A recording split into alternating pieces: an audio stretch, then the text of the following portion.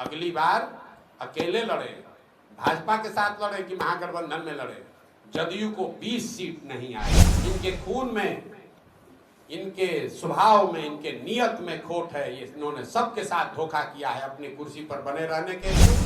बिहार में लालू जी जीते अपने दम पर सिर्फ एक बार, बाकी समय कांग्रेस की बैसाखी लगाकर चलते हैं। बिहार की जनता अगर आज किसी एक व्यक्ति सबसे ज्यादा नाराज है वो नीतीश कुमार है।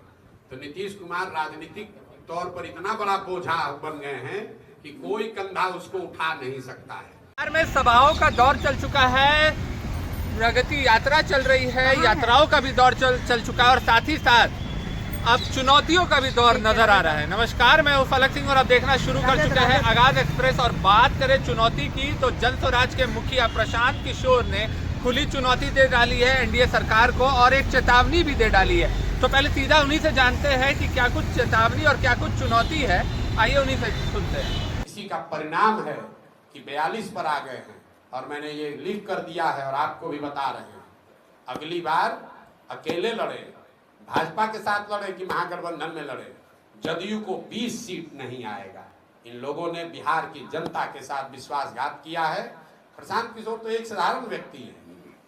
इनके खून में, इनके स्वभाव में, इनके नियत में खोट है। ये इन्होंने सबके साथ धोखा किया है अपनी कुर्सी पर बने रहने के लिए। भाई नीतीश कुमार चेहरा हो गए, इससे बढ़िया जन स्वराज के लिए कोई बातें नहीं हो सकती है।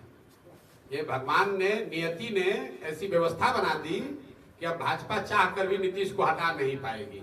और जो आदमी भी नीतीश को चेहरा बनाकर लड़ेगा, आप लोग पत्रकार हैं, आपको मालूम है कि बिहार की जनता अगर आज किसी एक व्यक्ति सबसे ज्यादा नाराज है वो नीतीश कुमार है। तो नीतीश कुमार राजनीतिक तौर पर इतना बड़ा बोझा बन गए हैं कि कोई कंधा उसको उठा नहीं सकता है। और मैं आपको फिर ये भी बात दोहरा देता हूँ, भाजपा ने दम है तो नीतीश कुमार मुख्यमंत्री बने रहेंगे ये कहकर लड़े। जो हाल पिछले चुनाव में जदयू का हुआ वो हाल इस बार जदयू के साथ साथ भाजपाइयों का भी होगा, क्योंकि लोग ये समझ चुके हैं कि जिस तरीके से कांग्रेस ने लालू के हाथ में बिहार के लोगों का भविष्य और तकदीर बेच दिया था कुछ सांसदों के लालच में, उसी तरीके से भाजपा ने कुछ सांसदों के लालच में बिहार की जनता को जानबूझकर, जानते बूझते कि नीतीश कुमार कुछ नहीं कर रहे हैं, इसके बावजूद बिहार के बच्चों की चिंता न करके भाजपा ने बिहार को नीतीश के हवाले करने का जो निर्णय लिया है, इसका खामियाजा इस बार जदयू से ज्यादा भाजपा को उठाना पड़ेगा। जो हाल कांग्रेस का हुआ कि लालू तो फिर भी ऊपर नीचे होते रहे, कांग्रेस सिरे से साफ हो गई, क्योंकि बिहार में लालू जी जीते अपने दम पर सिर्फ एक बार, बाकी समय कांग्रेस की बैसाखी लगाकर चलते रहे। और कांग्रेस ने कभी इस बात की चिंता नहीं की कि बिहार के लोगों का क्या हो रहा है। लालू जी का 10-15 सांसद उनको दिल्ली में मदद करते रहे, इसी नाम पर उन्होंने बिहार के लोगों के भविष्य का सौदा कर लिया। यही हाल करीब करीब भाजपा ने किया है।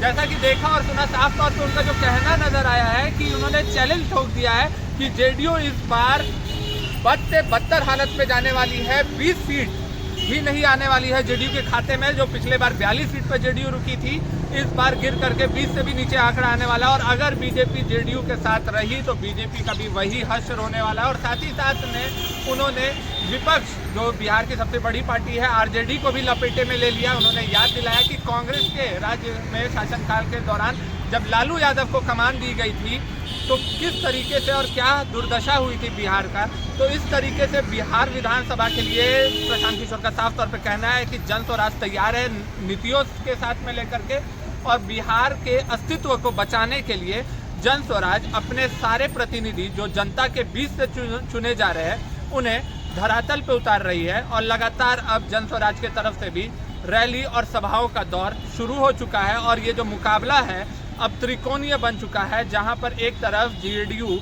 या यूं कहें एनडीए जन स्वराज को हल्के में आंक रही थी और वही जेडीयू अब लगातार पीसी करते हुए, प्रेस कॉन्फ्रेंस करते हुए नजर आ रही है जन स्वराज के खिलाफ में। और आरजेडी लगातार हमलावर हो रही है प्रशांत किशोर की रणनीतियों को लेकर के।